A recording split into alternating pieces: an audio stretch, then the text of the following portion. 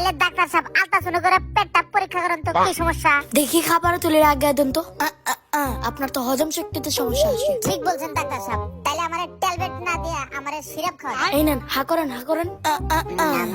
Syrup কি তারে ভাই? ওষুধ টিটা না হলে তো পেট ক্লিয়ার হবো না। কিছু ওষুধ লিখে দিতেছি, বাইরে থেকে নিয়ে নেন।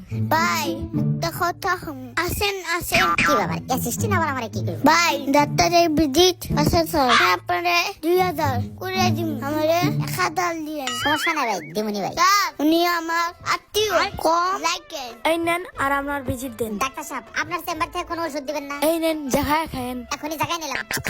আমার আবার মন গুলা কোনো কিছু মনে থাকে না। ভাই ডাক্তারজি ভিজিট দেন, 1000 আমারে দেন, 1000 সারে দেন। স্যার এই যে ভিজিটটা নেন, আর আপনার চেম্বার থেকে কি কি ওষুধ দিলেন আমার একটু বুঝাই দেন। এই নেন 3 বোতল ওষুধ দিলাম, রাতে ঘুম আসার পরে খেলেন। ঠিক আছে ডাক্তার সাহেব, আমি তাহলে গেলাম। শালার ডেট ওভার ওষুধ দিয়ে দিছি, 2 দিন পরে আবার আসা লাগবে আমার চেম্বারে।